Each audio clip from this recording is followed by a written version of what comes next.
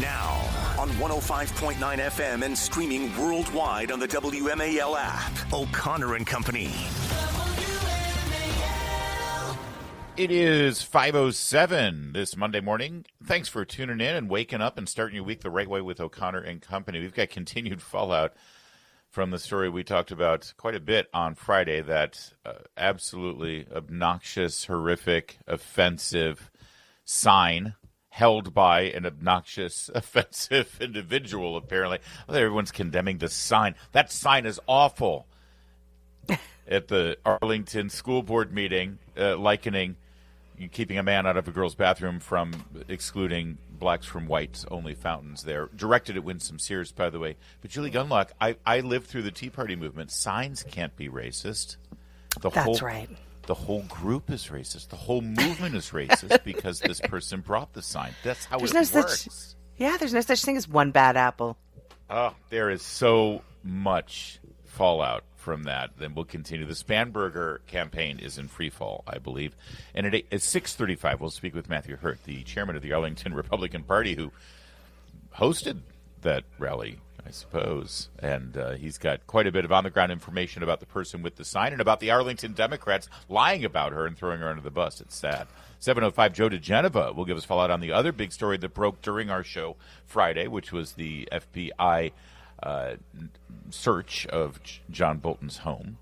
8:05, we'll bring you Casey Crosby, the co-chair of the Republican National Committee. And then at 8:35, Maryland delegate Mark Fisher. Wes Moore going after Donald Trump, acting like he's running for president or something.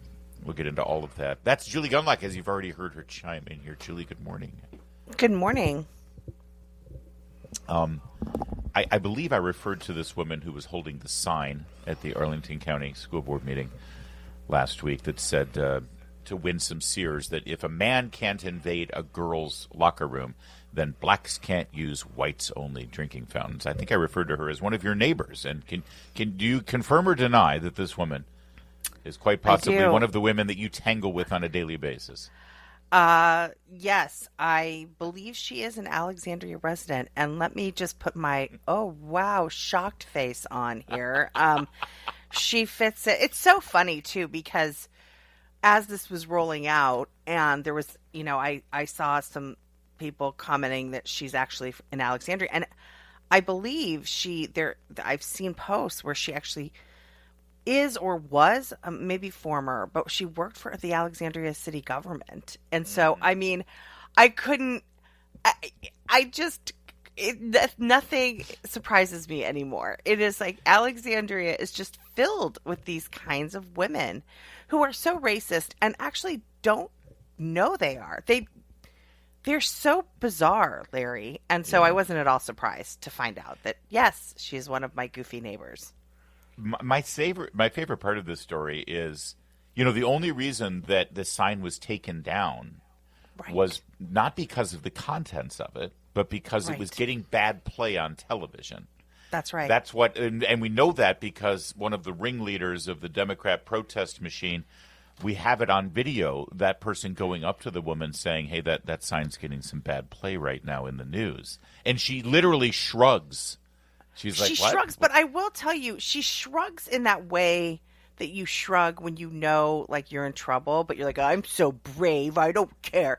Because one thing she did in addition to shrug, she gripped it tight to her chest. Like, she kind of put her arms around it like she was hiding it. So, because wasn't that the head of the Arlington, Virginia Dems? The guy who whispered? Yeah. Oh, they knew. They did know. And, they knew when it got bad coverage. It's at that point where they said, maybe on second thought, we shouldn't favorably compare protecting little girls in locker rooms from black people using whites-only drinking fountains. But here's the thing. I feel some sympathy for this woman only in that, in their little meetings, in their little chat groups, 100%. On their little Facebook pages, on their little coffee clutches that they all have together, when they're door knocking for the Virginia Democrat Party, and we have pictures of this woman wearing the blue vest with the Virginia Dems logo on it, knocking on doors, promoting their candidates and promoting their ideas, this is what they say to each other. I totally agree with you 100%. And that is reason you don't, because you said, I'm sorry, I feel a little sympathy for her. I actually do too, because she is surrounded by groupthink. There is, right. Because in Alexandria and in Arlington, if you veer even in Loudoun County, all of these Northern Virginia pockets of really communism, and I'm not joking about, that's not hyperbole. If you veer even a little bit, you are ousted. You are not allowed to associate with these people. And so you can just imagine that she's just repeating what she's heard in these meetings. I bet she heard that phrase. Oh, yeah.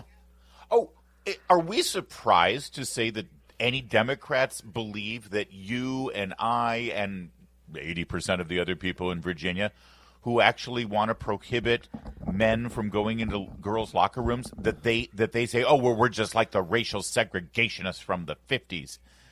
They're using Jim Crow tactics, and they think that Richard Cox is like Rosa Parks. Yeah, well, that's the other thing, Larry, is I think so many of these older, we joke around with the word boomer, but these boomer activists, and I looked this weekend, Spanberger was bragging about her volunteers outdoor knocking. The average age was like 75 years old, Larry. And we see this at the protest against Elon Musk, the Tesla takedown.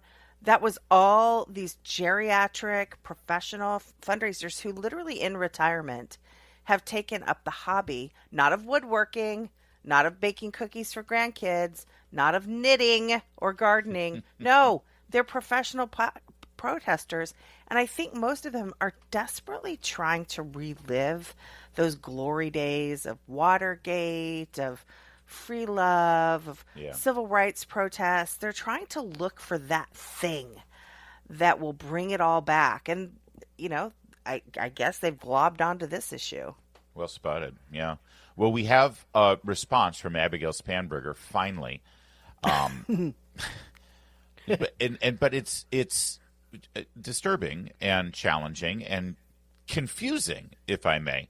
She said the sign displayed at Arlington last night, she put this out Saturday, on Friday, late Friday, she put this out. The sign displayed in Arlington last night was racist and abhorrent. Now, first of all, again, signs can't be racist. It's a person made the sign. A person held up the sign. Yeah. And by the way, no one in the group said anything to the person with the sign for quite some time while it was up there. Hours. Then she says, many Virginians remember the segregated water fountains and buses and schools and neighborhoods of Virginia's recent history. First of all, it's not that recent. It was 60 years ago, number one. Number two, it was not Virginia's history. It was the Virginia Democratic Party history. Right. But that's fine. Set it aside. No matter the intended purpose or tone, and no matter how much one might find someone else's beliefs objectionable, to threaten a return of Jim Crow and segregation to a black woman is unacceptable. Full stop. Boy, she took a long time to get there. Yeah. So, we want to continue discussing this, and we are going to have the chairman of the Arlington Republican Party, Matthew Hurt, coming up, because this story and other reactions from this story, and, by the way, newfound voice for Winsome Sears on this and many other issues, I do believe has sent the Spanberger campaign into a spiral. We already know that the polls are tightening. We already know that there was a huge fundraising push for Winsome Sears after the last week's events. And Abigail Spanberger can't leave this here, because that statement actually opens up a whole lot of questions that need to be asked, which I'm going to propose a couple of them to you in a moment. Questions that should be in the debate that they're finally going to have, and maybe some questions that the media can ask Abigail Spanberger, and what you should be asking as a voter. And I'll ask those questions in a moment, and more fallout from this event on Thursday at the Arlington School Board meeting. That coming up in a moment. First, though, it's 5:15. WMAL, making sense of the news. Live from the Home Paramount Pest Control Studios. Home Paramount, the leader in pest control since 1939. All right, we continue this fallout again. And if you're just catching up, and I realize maybe I didn't, remind everyone what happened. Winsome Sears came to an Arlington School Board meeting. She spoke for 2 minutes during the public remarks session. And again, this meeting, in many respects, was about reevaluating the Arlington School Board's policy of allowing men to use women's locker rooms if they identify as transgender, the rub here and the reason why it's being evaluated, and that policy still stands as of today. The reason it's being challenged is because a sex offender, Richard Cox, exploited that rule, identified as a woman, went in and exposed himself to women and little girls multiple times. We had the mother of a 9-year-old girl who was sexually assaulted by this sex offender, Richard Cox, on the program to talk about that experience last week. This is a very serious issue. Winsome Sears spoke very well and said, boys are boys, girls are girls, and this is ridiculous, and let's protect our women and protect our girls. Abigail Spanberger voted for these policies when she had a chance to. Since then, she has said nothing about this other than some ambiguous, I think parents deserve the right to have a say in their kids' education. That makes no sense because parents don't have a say here. So take a stand on the issue. She finally has said something about the issue, but she hasn't. She said something about a sign, not about the issue, and merely said that the sign is wrong because it evokes Jim Crow laws. So I have a question for Abigail Spanberger, and it's very simple. Is prohibiting transgender, and I'm going to use their language, by the way, so nobody get upset with me, but you have to talk in their language. You do. Otherwise, you get... See, you have to frame these questions properly so they have no wiggle room. Like if I said, is it okay to put a man in a girl's locker room? She would say, no, I don't support men in the girl's locker room. But then, see, this isn't a man, you see. This is a woman because transgender women are women. So I'm using their language. Bear with me. Abigail Spanberger is prohibiting transgender women from girls' locker rooms different than prohibiting black people from using whites-only fountains. And if it is different, please explain why. See, she hasn't done that. No. She hasn't explained. And here's why this question needs to be answered. Because by coming out against this sign, she's suggesting that you can't compare these two things. But all of the deep money left-wing groups that promote these policies, that's exactly what they do. The ACLU, when they're arguing about these policies, that's what they say. This is just like Jim Crow segregation. Human Rights Campaign. I want to see how much money ACLU, Human Rights Campaign, and people who work at those organizations have donated to Abigail Spanberger. Because if she comes in and explains why it's different to prohibit a transgender woman from using a girl's locker room, why that's different than Jim Crow segregation, she's on the wrong side of the ACLU and Human Rights Campaign. She needs to explain why it's different. Also, one other thing. Now that we know you're against the sign, could you maybe make a statement and let us know if you're also against the policy that the sign supports? Because she still hasn't said anything about that. She hasn't said anything about the abortions in the Fairfax County high schools that were paid for by teachers, allegedly. She hasn't said anything about the boys who have been suspended because they didn't want a girl in their locker room. She hasn't said anything about the elementary school teacher that was just arrested for child predator behaviors in Loudoun County. She hasn't said anything about Richard Cox and this issue. All she's said anything about, Julie, is the sign. The sign is all she's talked about, and she hasn't given a comment about any of the other things regarding this policy. Yeah, and on top of this, with all the problems, we have this allegation that teachers are paying for and helping coordinate abortions for students. We have the Loudoun County schools. We have sex offenders they've now rooted out in Loudoun County, and multiples, by the way. On top of all that, she opposes school choice. So she wants parents trapped in these schools. She's absolutely owned by the teachers' unions. Don't forget that, which is why she opposes school choice. She wants people and their children absolutely trapped in these schools, and then she wants to take away parents' rights to knowing anything.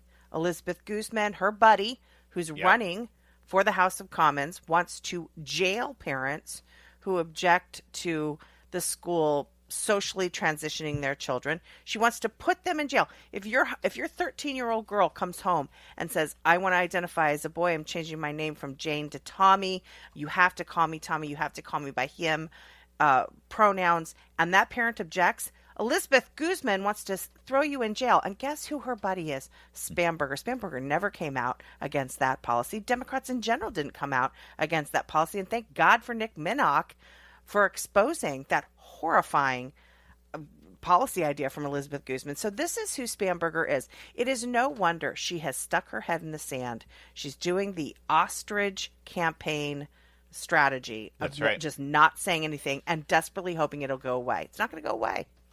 Yeah, that's exactly what she's doing. She's doing the Joe Biden stay in the basement, sort of hope that nobody bothers me. I'm going to put out warm and fuzzy videos and warm and fuzzy statements and play out the clock. And in May, she had a double-digit lead. She was up by 17 points. Maybe that was good enough.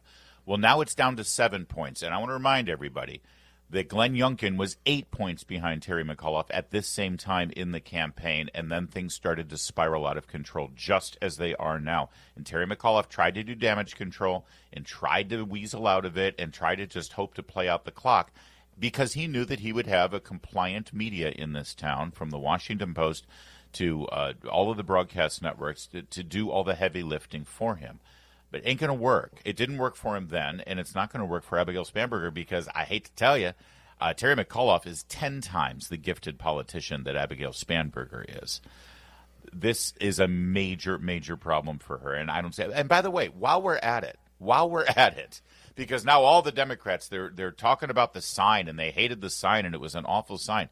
Hey, I would like every Democrat to explain to Danica Rome, their colleague in the Virginia Senate, why having a transgender woman in a girl's locker room or girl's bathroom is completely prohibiting that behavior is totally different than Jim Crow drinking fountain laws of the civil rights era, because that's what their colleague thinks. Their colleague Danica Rome could have written that sign, and they hold Danica Rome up as a hero. It's 5:24. Coming up, we'll have more on the Spanberger meltdown. Keep it here. It's 5:30. WMAL-FM, Woodbridge, Washington, a Cumulus media station. Making sense of the news. News Talk 105.9. News now. Now on 105.9 FM and streaming worldwide on the WMAL app. O'Connor and Company. It's 5:37 as we're plowing straight through, head on into this Monday morning in your nation's capital. Coming up at 6:35, we'll expand on the conversation over the Spanberger campaign and that wild scene Thursday night at the Arlington School Board meeting with the chairman of the Republican Party of Arlington, Matthew Hurt. 7:05 brings us Joe DeGeneva. I think he might have a few things to say about Ambassador John Bolton. 8:05, Casey Crosby, the co-chair of the RNC. And then at 8:35, Maryland delegate Mark Fisher. It's Larry O'Connor alongside Julie Gunlock. Julie, how are you? Doing well. Quite a morning already. Already. Thank you very much. Adam Schiff, as you know, is under investigation for claiming on 2 separate mortgage forms under penalty of perjury that his primary residence was in Potomac, Maryland, and at the same time his primary residence was a townhouse in Southern California. Those two things can't be true, obviously. So, I mean, there could be some explanation. His brain doesn't work. He's not smart. Somebody else filled it out for him, something, I don't know. But it's being investigated. Let's see. One explanation could be that he broke the law. Yesterday, he appeared on Meet the Press. Now, understand that this person has been a serial liar. We know that. He lied, claiming that he saw classified intelligence that was absolutely smoking gun evidence that Donald Trump, beyond a question of a doubt, colluded with the Russians to steal the 2016 election. He said that over and over again, but he always hid behind his position as either the ranking member or the chair of the Intelligence Committee in the House. And so I've seen the evidence, but, it's super classified, top secret. So I can, but trust me, it's there. Well, he lied. We know that he lied because Robert Mueller didn't bring any of those charges. Nobody has brought charges like that. And now we know, of course, the origins of the allegations. It came from Barack Obama telling his intelligence community to create a assessment that said that, but that doesn't mean that it's true. That doesn't matter. Meet the Press will still have him on the air to bash Trump. In fact, the people of California, knowing all of this, voted him a senator. All right, he's a senator now. So Kristen Welker, at the very end of the interview, addressed the issue. But I want you to listen to the question and answer, and you tell me if anything sounds odd to you. Take a listen. This is cut 1, Professor. mortgage company Fannie Mae says you're, quote, engaged in a sustained pattern of possible occupancy misrepresentation on several loans. Are these allegations true? How do you respond to them? They're patently false, and the president knows it. In the housing agency, president's person, Pulte, knows it. He's essentially doing the president's bidding against me, against Letitia James, against this person on the Federal Reserve. Mortgage is their new weapon to go after their critics. But I've been very open about my residency, both in California and in Maryland, with my constituents and with the lenders. So there's no there. But the common denominator is they will manufacture anything to go after their critics, after members of Congress to try to silence them, after John Bolton, after people on the Federal Reserve, after generals, after former presidents. They're investigating Comey and Clapper, the Obamas, the Clintons. Basically, it's free reign with a corrupt leadership at the Justice Department. And just very quickly, will you cooperate with the investigation? Oh, well, we have, and we've refuted their allegations. In fact, we put it in writing. But it doesn't matter. What matters to them is... You've heard enough. Julie, quite a grilling that he had to endure there from Kristen Welker, wasn't it? Oh, yeah. Yeah. She just lets him talk, no interruptions. Everything's fine. And the way the questions are framed are meant to help him. You know, of course. Such an open, are these allegations true? That's not how you ask the question. Now, this is Meet the Press, so let me, all credit is due. I don't think he was as great as everyone says he is, but he was a hell of a lot better than anyone else. Tim Russert would have asked the question this way. Senator Schiff, we've seen the form for your mortgage in Maryland where you claim that house is your primary residence, and we've seen the form for your townhouse in Burbank where you claim that is your primary residence. They both can't be your primary residence, so please explain to our viewers how this isn't fraud. Right. That's all. Answer that question. Not, are these allegations true? Oh, and then the final question, well, will you cooperate? I mean, again, that question is meant to allow him to say, of course I am. Of course, unlike Donald Trump, I won't evade justice. But yeah, and it's an opportunity for him to say, well, of course I'll cooperate because I've done nothing wrong. It's another chance for him to, and it's this idea of persecution, right? Yes. With not an ounce of irony there for what you did to our president, right? Oh, yeah. They're going after James Comey. They're going after John. They're even going after a former president. Can you imagine a time when a president investigates a former president? That's never happened before. Okay. It's 5:43. All right, now you all just heard me say, oh, gosh, they're investigating a former president. Oh, well, gosh, oh, that's terrible. Who would have ever done that? And, of course, I'm alluding to the reality that they investigated former President Donald Trump with many coming up with, novel ways to interpret what a crime might be or what a statute of limitations might be. I love all the talk about investigating James Comey, John Brennan. Oh, but the statute of limitations. Let me tell you something. E. Jean Carroll and the bank loans in New York and Stormy Daniels, I have learned my lesson. You've taught me a very good lesson. Statute of limitations it doesn't matter. That's merely a suggestion. It's not a real thing. But, Julie, I keep hearing this whole, we can't keep up this tit for tat. Two wrongs don't make a right. Right. Wrong. But they say two wrongs don't make a right, but they'll never say what the first wrong was. That's right. Tell me, what was that first wrong? And also, can we get some apologies for that first wrong? Yeah. Or maybe can someone pay a price for that first wrong? If you're telling us the first wrong was lawfare and using the law as a weapon against a political enemy unjustly, that's a violation of the law in and of itself. Maybe someone should get arrested for that first wrong. Yeah. Or don't throw away two rights don't make a wrong, you turnips.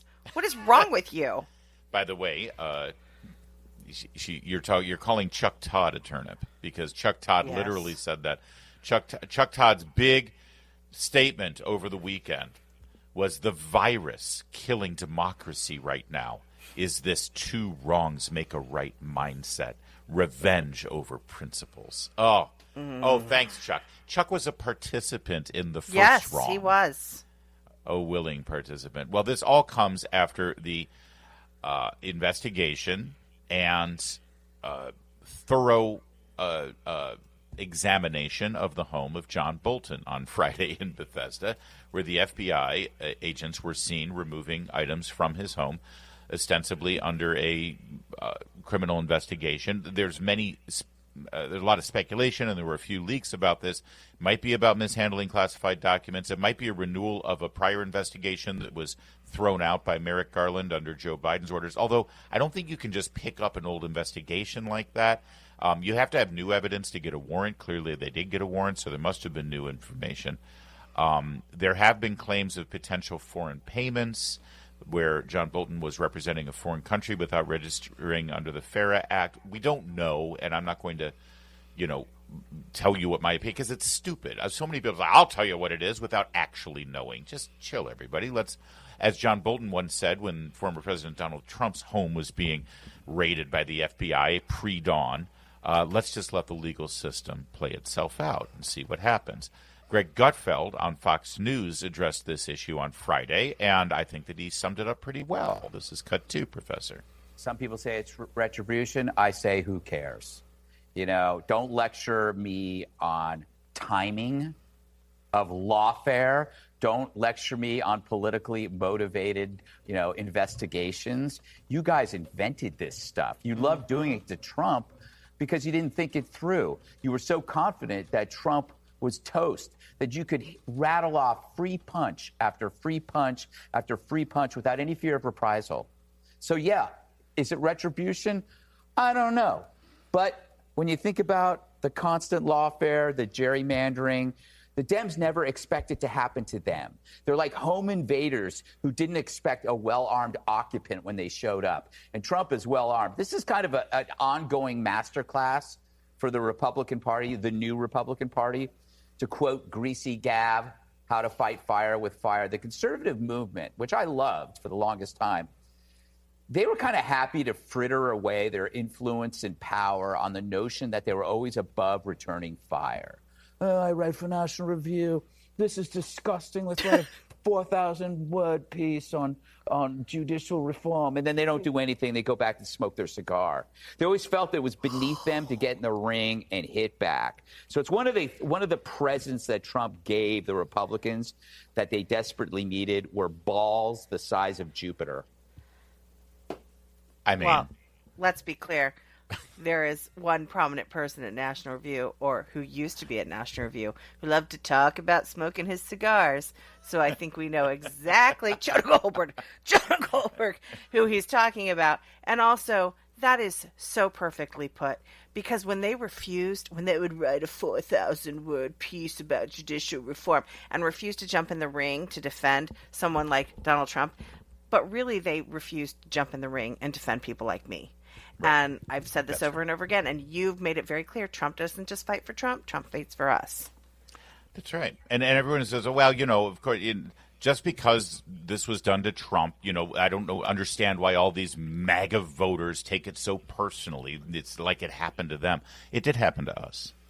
It happened to every person who voted for Donald Trump in 2016. And no one's apologized to me about it. No one's even admitted they did anything wrong. This whole 2 wrongs don't make a right, as you said, Julie. Let's acknowledge the first wrong, and then maybe we can talk about how 2 wrongs don't make a right. But the fact of the matter is, every single person in 2016 who voted for Donald Trump to actually bring reforms to the federal government and have a new approach to governing and to, fix many of the problems that we saw under Barack Obama, we didn't get what we voted for, and we didn't get it in many respects because he had this cloud hanging over him before he even got sworn in. The wheels were in motion to set up an impeachment trap and a special investigator. James Comey was literally spying on him during his campaign, and then president. They set up General Mike Flynn. James Comey has bragged about that. They set up Carter Page, who didn't even work for the president. On and on and on and on. And we know people who didn't even take a job in that first administration who would have been great. In fact, you know how we know we got screwed in the first administration because of everything that the deep state did to this man, because we're seeing him now in the second administration effective and really getting it done. That he was incapable of doing it in the first election, and the press was part of it. And so it did happen to us, and we do deserve an apology. And they don't. They never apologize. You know, being on the left means never having to say you're sorry, if I may coin a phrase. And I doubt they ever will. But you know what? It's fine. The fact of the matter is, this will. Everyone says, when does it end? When does it end? I'll tell you when it ends.